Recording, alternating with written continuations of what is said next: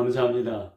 오늘은 환난을 이기는 하나님의 위로라는 제목으로 말씀을 나누도록 하겠습니다.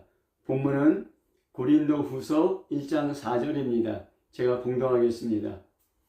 우리의 모든 환난 중에서 우리를 위로하사 우리로 하여금 하나님께 받는 위로로서 모든 환난 중에 있는 자들을 능히 위로하게 하시는 이시로다. 아멘. 어떤 사람도 고난이나 환난을 좋아하는 사람은 없습니다. 평안하고 행복하고 즐겁게 살고 싶은 것이 사람들의 본능입니다. 그러나 우리가 살다 보면 환난을 피할 수 없습니다. 나 자신의 문제일 수도 있고 다른 사람의 문제로 나에게 환난이 닥치는 경우가 있습니다. 나의 질병이나 가족의 질병 또는 내 가족이나 친밀한 사람의 죽음, 이런 것이 나에게 큰 고난과 아픔을 주기도 합니다. 또 내가 맺고 있는 관계, 내가 피할 수 없는 관계에서 어려움을 겪을 때, 또 관계가 깨어질 때, 직장이나 삶의 문제도 나에게 많은 고통과 어려움을 줍니다. 또한 다른 사람이 나를 모함하거나 배신하거나 배반할 때, 또 나를 공격할 때, 이것도 나 자신이 참기 힘든 그런 고난과 고통이 됩니다. 또 가뭄, 홍수, 전염병, 이런 지진, 이런 자연재해도 우리가 통제할 수 없는 큰 환난이 됩니다. 내가 살고 있는 나라에 전쟁이 일어날 때, 또는 정치적, 경제적인 어려움과 혼란이 있을 때 그 안에 살고 있는 나도 똑같은 고난과 환난을 당하게 됩니다. 예상치 못했던 환난에 사람은 쓰러지기도 하고 절망하기도 합니다. 이러한 여러 가지 환난에 취약한 사람들이 있습니다. 사회의 약자들입니다. 권력이나 돈이나 지식이 있는 사람들은 나름대로 환난에 대비할 수 있습니다. 자기를 보호할 수 있습니다. 그러나 이런 자원들이 없는 약한 사람들은 환난에 더 큰 충격을 받고 쓰러지기 쉽습니다. 그래서 구약에는 하나님께서 고아와 과부와 나그네 등의 사회적인 약자들을 보호할 수 있는 그런 율법을 주셨습니다. 아무리 사람이 강하더라도 환난이 점점 거세질 때 내가 제어할 수 없는 큰 환난에 압도당할 때 힘 있는 사람들도 환난 가운데 무너지기 쉽습니다. 사도 바울은 이방인들에게 복음을 전하면서 말할 수 없는 고난을 당하였습니다. 심한 환난을 당하였습니다. 고린도후서에서는 사도 바울이 아시아에서 당한 고난, 마게도냐에서 당한 고난, 개인적인 질병으로 인한 고난, 또는 개인적으로 경험한 여러 고난들에 대해서 이야기하고 있습니다. 이 고난의 이야기들을 통해서 사도 바울이 어떻게 이 고난과 환난을 극복하였는지 두 차례에 걸쳐 살펴보자 합니다. 사도 바울을 무너뜨리고 쓰러뜨리고 깨트려 버릴 수밖에 없는 이런 거대한 환난, 이런 환난에 압도당할 때, 그래서 사도 바울이 쓰러졌다면 결코 사도 바울은 복음을 전할 수 있는, 또 복음을 전하는 사도가 되지 못했을 것입니다. 하지만 사도 바울은 이런 말할 수 없는 고난과 환난을 극복하고 이겨냈기 때문에 복음을 전파하며 또 성경을 쓸 수 있는 그런 위대한 사도가 되었던 것입니다. 이런 사도 바울의 이야기를 저희들이 살펴보면서 우리 자신을 그런 살펴보는 시간을 갖도록 하겠습니다. 고린도후서 11장 23절부터 27절에 보면은 사도 바울이 어떠한 고난을 당했는지 그 고난에 대한 그 회상이 나옵니다. 우리가 사도 바울이 경험했던 고난을 좀 살펴보도록 하겠습니다.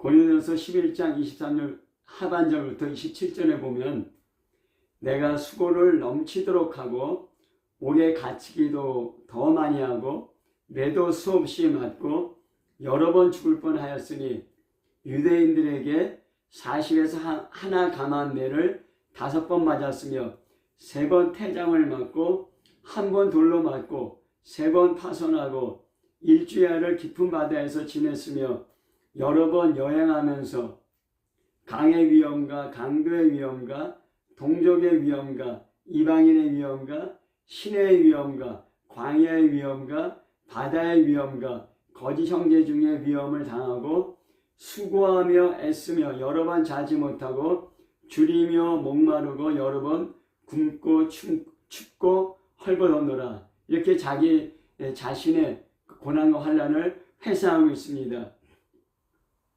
사도 바울은 복음을 전파하기 위해서 죽기 살기로 힘에 지나도록 수고하였습니다. 사도 바울은 빌립보, 예루살렘, 로마 감옥에 갇혔습니다. 그 당시의 감옥은 전혀 비위생적인 사람이 살 수 없는 그런 감옥이었습니다. 지금 우리가 현대에서 생각할 수 있는 감옥과는 전혀 다른 그런 환경의 감옥이었습니다. 그런 감옥에 여러 번 갇혔습니다. 수없이 매맞고 죽을 뻔하였습니다. 복음을 전하면서 사람들에게 매맞고 또 돌로 맞은 경우도 있었습니다. 그래서 루스드라에서 복음을 전할 때 다른 지역에서 온 유대인들이 그 지역에 있는 사람들을 선동하여서 사도 바울을 돌로 쳐 죽게 하였습니다. 그래서 사람들은 사도 바울을 돌로 쳐서 죽은 줄 알고 성 밖에 내버려뒀는데, 그래서 사도 바울을 보려고 그 제자들이 들러섰을 때 죽은 줄 알았던 사도 바울이 일어나서 다시 그 성에 들어갔습니다. 그만큼 사도 바울은 그 복음의 열정이 아주 강력했던 사람이었습니다. 또 유대인 동족에게 40에 하나 감한 매를 5번 맞았다고 합니다. 그때 유대인의 율법에는 사람을 때릴 때 40대가 넘지 않도록 하였습니다. 왜 그러냐면 40대가 넘으면은 사람이 불구가 되거나 죽을 수 있거나 또는 심한 모욕감을 느꼈기 때문입니다. 그래서 유대인들에게 40에 하나 감한 매 39대 그 매질을 5번 당하였습니다. 또 그 3번 태장을 맞았다고 하였습니다. 이 태장이라는 것은 이 채찍 끝에다가 유리 조각이나 쇠 조각을 달아서 사람을 때리면은 그 유리 조각과 쇠 조각이 사람 몸에 파고 들어갑니다. 들어간 것을 당기면은 사람 몸이 찢어지면서 말할 수 없는 고통을 당합니다.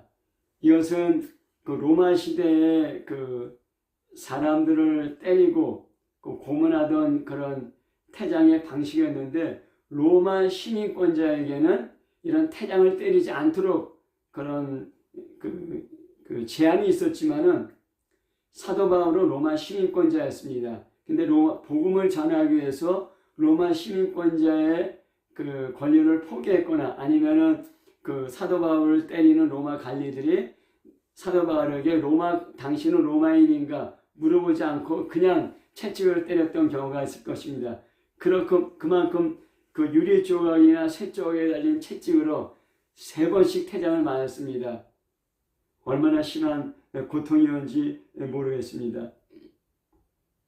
또 3번 파선하여 일주야를 깊은 가운데 지냈다 했습니다. 배 타고 선교 여행하다가 비바람으로 배가 깨어져서 일주일 동안 그 파선한 상태로 표류해왔던 그런 고통을 얘기하고 있습니다. 거의 죽은 것과 마찬가지였습니다. 또 여러 번 여행하면서 그 도적들의 공격을 받았습니다. 사도 바울이 여행하면서 그 보디가드의 그 호의를 받을 수 없었기 때문에 강도들의 공격을 받고 또 많은 그 어려움을 당했습니다. 그리고 그 강을 건너는데 사막에는 강이 평소에 말라 있지만은 갑자기 비가 내리면은 그 강이 갑자기 불어나서 폭우에 휩쓸리게 됩니다. 그런 강의 위험도 있었고 또 동족 유대인에게는 배교자로 낙인이 찍혔고 이방인들에게는 자신의 전통 종교를 그 공격하는 또 해방하는 이방인으로 사도 바울이 또한 공격당했던 것입니다. 또 사람들이 많이 거주하는 도시나 또는 사람들이 드문 광야에서도 그 위험을 당하였고 그리고 거짓 청제들 그러니까 사도 바울과 다른 어떤 신학을 갖고 있든지 아니면 거짓 그 선지자들에 의해서 또 사도 바울이 공격당했던 것입니다. 이뿐만 아니라 사도 바울이 수고하며 애썼습니다. 여기 수고하며 애썼다는 것은 심한 육체 노동을 하였고 중노동을 하였던 것입니다. 사도 바울은 자기랑 그러니까 다른 사람의 도움을 받지 않고 자기 스스로 일하면서 선교 사역을 감당했습니다. 그렇기 때문에 힘에 지나도록 일하였고 수고하였던 것입니다. 그래서 여러 번 자지 못하고 또 줄이며 목마르며 굶고 헐벗었다고 얘기하고 있습니다. 육신의 질병으로 또는 많은 일 때문에 외부의 공격 때문에 잠자지 못했고 또 잔이량으로 선교했기 때문에 재정적인 어려움으로 굶고 춥고 헐벗었다고 이렇게 자기 자신의 고난과 환난을 이야기하고 있습니다. 이러한 고난과 환난은 참 사람이 견디기 힘들고 하나님을 위해서 그렇게 열심히 수고하는데도 왜 이런 고난과 환난이 닥쳐야 되는가 하는 생각을 하게 됐다면은 그리고 믿음을 버리게 됐다면은 하나님에게서 떠나게 됐다면은 사도 바울은 그대로 무너지고 깨트려지고 망했을 것입니다. 하지만은 사도 바울은 이 모든 환난과 고난을 이기고 극복하였습니다. 어떻게 이기고 극복하였는가? 하나님의 위로가 있었다는 것입니다. 내 힘으로는 내 신념으로는 내가 갖고 있는 자원으로는 이 환난과 고난을 이길 수 없었지만은 내 자원이 버틸 수 없는 그런 고난과 환난 가운데 하나님의 위로가 나를 붙들어주고 나를 지켜주고 나를 일으켜 세워주었다는 것입니다.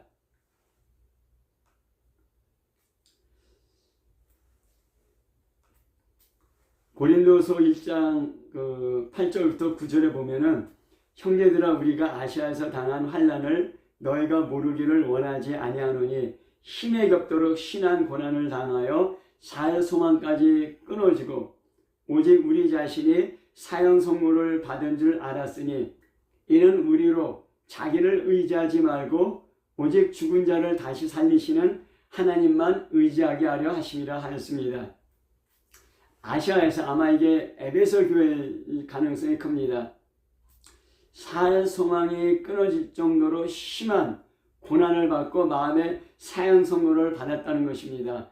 이제는 끝났구나. 이제는 죽었구나.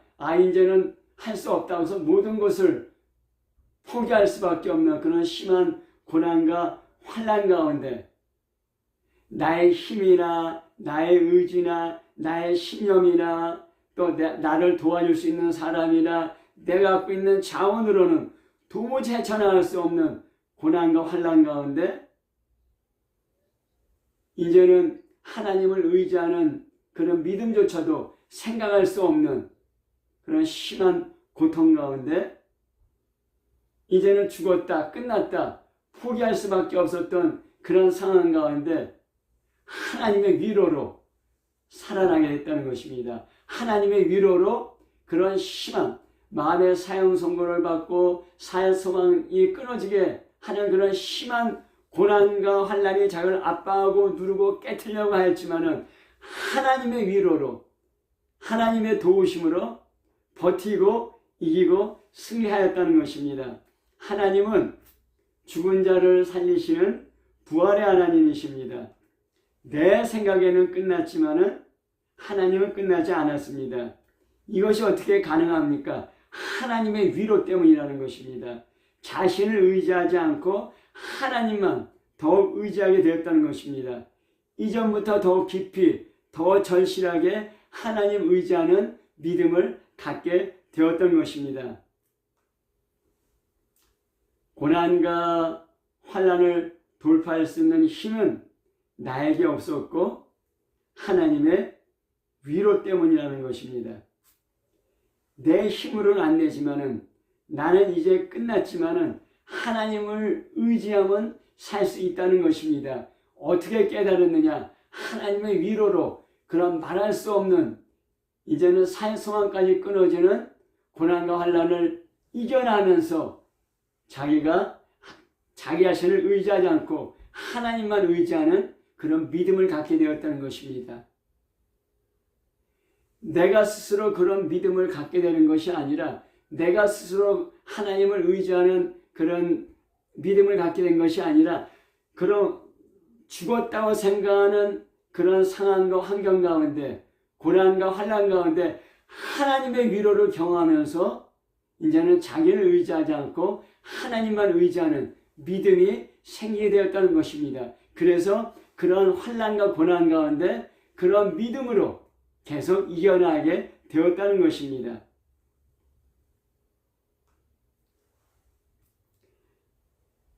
하나님의 위로로 고난을 돌파하고 환난을 이겨나가게 되면은 우리 안에 그 믿음의 근육이 생깁니다. 믿음의 힘이 생깁니다. 그뿐만 아니라 다른 위로가 무엇인지 알게 되고 다른 사람을 위로할 수 있는 그런 위로의 능력, 위로의 힘 우리 안에 생기게 된다는 것입니다. 그래서 다른 사람을 위로할 수 있는 위로의 사람이 된다고 사도 바울은 고백하고 있는 것입니다.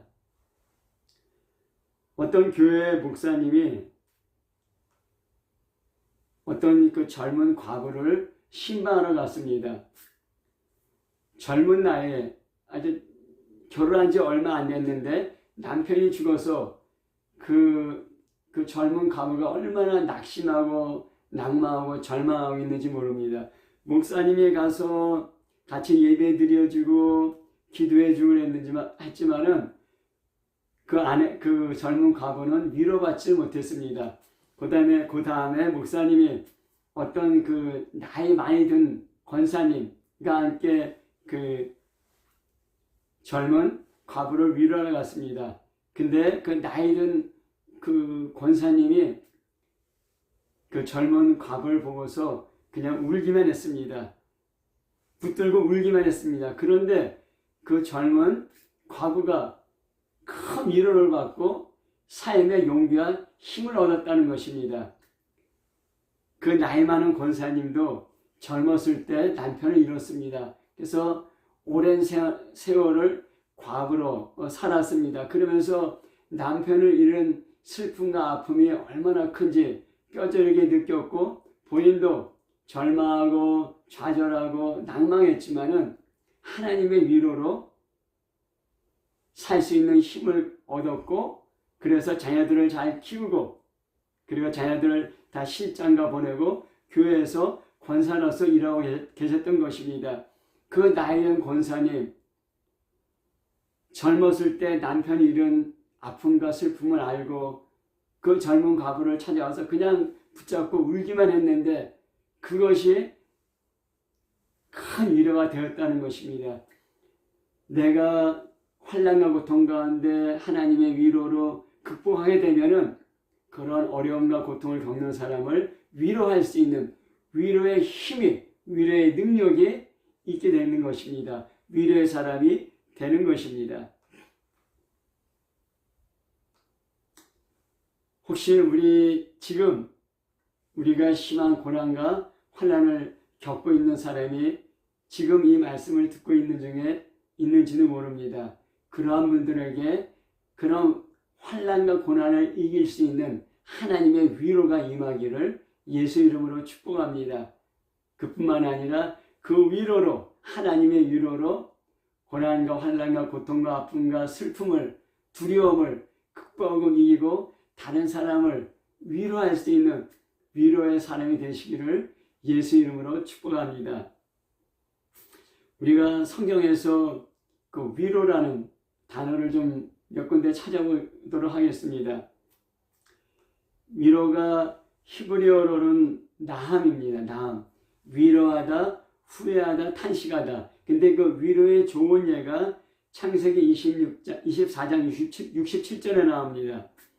이삭이 리브가를 인도하여 그의 어머니 사라의 장막으로 들이고 그를 맞아여 아내로 삼고 사랑하였으니 이삭이 그의 어머니를 장례한 후에 위로를 얻었더라. 아멘. 아브라함과 사라가 자식을 못 낳다가 사라가 90세, 아브라함이 100세에 이삭이라는 외아들을 낳았습니다. 그래서 아브라함과 사라가 얼마나 이삭이라는 외아들을 사랑했겠습니까? 특히 사라는 90세에 낳은 외동아들입니다. 얼마나 그 이삭에게 사랑을 쏟고 사랑을 베풀고 사랑으로 양육했겠습니까? 그런데 그렇게 이삭에게 사랑을 쏟고 사랑을 베풀고 사랑의 원천이었던 사라가 죽었습니다. 어머니가 죽었습니다. 이삭 안에는 큰 슬픔과 허전함과 우울함이 있었을 것입니다. 그런데 이런 자기를 사랑하셨던 어머니 사라가 죽었던 사라의 죽음에 큰 공허감과 상실감과 슬픔을 겪었을 이삭, 누가 그 이삭을 위로해 줄 수 있겠습니까? 그런데 그 리브라는 아내를 맞이하면서 어머니 사라를 잃은 공허함과 상실감과 슬픔을 이겨낼 수 있게 되었던 것입니다. 그 어머니의 죽음이라는 그런 고난과 고통과 상실감보다 더 큰 기쁨이 올 때, 더 큰 위로가 올 때 그런 고난과 고통과 상실감을 이겨낼 수 있는 것입니다. 리브가라는 아내를 맞이하게 될 때 사라라는 어머니를 잃은 그런 고난과 환난과 슬픔과 아픔을 이겨낼 수 있었던 것입니다. 왜 그러냐면은 리브가라는 아내가 주는 기쁨과 즐거움과 위로와 힘이 어머니를 잃은 슬픔과 허전함과 상실감보다 더 컸기 때문입니다.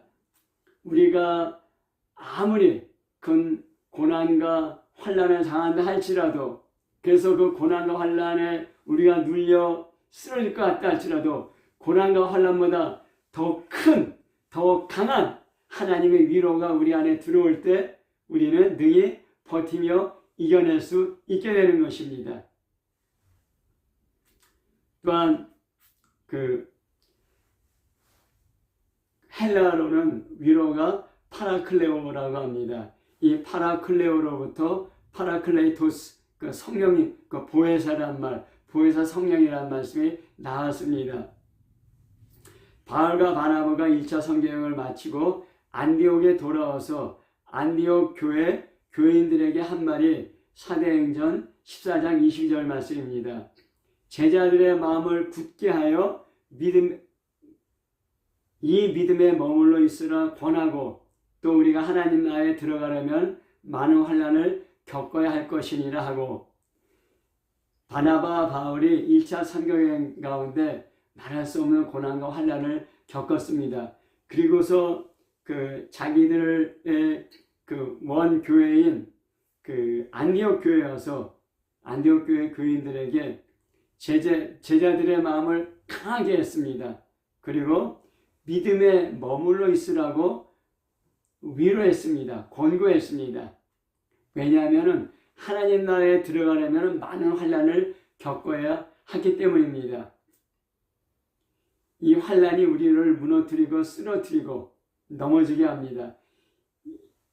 이 환난보다 더 강한 힘을 가져야 되는데 그것이 믿음이고, 이 믿음이 하나님의 위로로부터 온다는 것입니다. 우리가 그 성부, 성자, 성령 삼위일체에 대해서 얘기하는데 그 성령님을 얘기할 때 진리의 성령, 불같은 성령, 바람 같은 성령, 그런 여러 가지 그 성령님의 그 여러 가지 특징을 이야기합니다. 근데 성령님의 가장 큰 특징이 무엇이냐? 보혜사 성령이라는 것입니다. 보혜사 성령. 보혜사라는 뜻은 파라클레토스, 옆에서 말한다는 얘기입니다. 위로의 성령님이라는 것입니다. 요한복음 14장 16절부터 17절을 보면은 예수님께서 하신 말씀입니다. 내가 아버지께 구하겠으니 그가 또 다른 보혜사를 너에게 주사 영원토록 너희와 함께 있게 하리니 저는 진리의 영이라 세상은 능히 저를 받지 못하나니 이는 저를 보지도 못하고 알지도 못함이라. 그러나 너희는 저를 아나니 저희는 너희와 함께 거하시며 너희 속에 계시겠습니다. 이렇게 말씀하였습니다.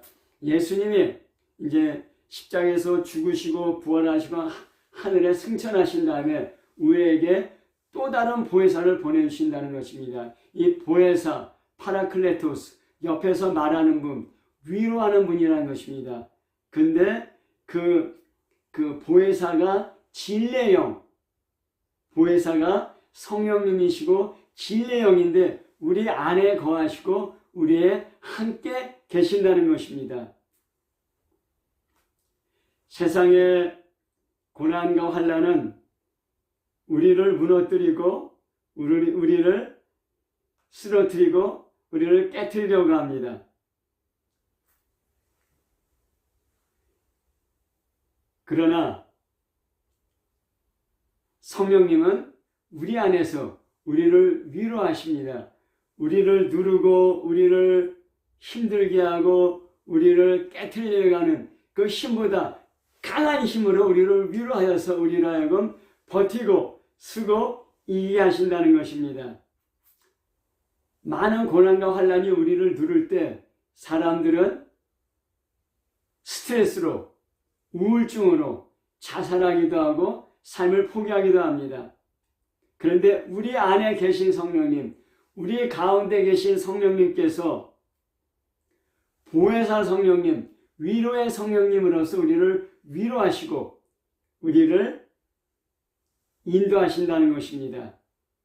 사람에게는 길이 안 보여도 그래서 막막하고 깜깜하고 고난과 환난 가운데 주저앉을지라도 하나님께서는 환하게 길이 보이십니다. 우리 눈에 안 보일 뿐이지 하나님은 환하게 보고 계십니다. 우리 안에 계신 성령님께서 우리 가운데 계신 성령님께서 우리를 그 길로 우리 눈에는 보이지 않지만은 하나님께서는 보시는 그 길로 우리를 인도하신다는 것입니다. 성령님께서 우리 안에서 자유롭게 일하시도록 우리를 자유롭게 이끌고 인도하시고 위로하시도록 우리 안에 성령이 충만하도록 하여야 합니다. 그러면은 세상의 환난과 고난을 이길 수 있게 되는 것입니다.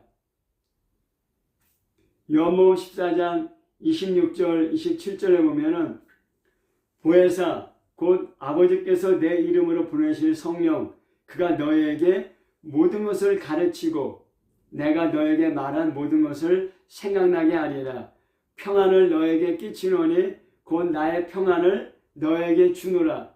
내가 너에게 주는 것은 세상이 주는 것과 같이 아니하니라. 너희는 마음에 근심하지도 말고 두려워하지도 말라 하였습니다.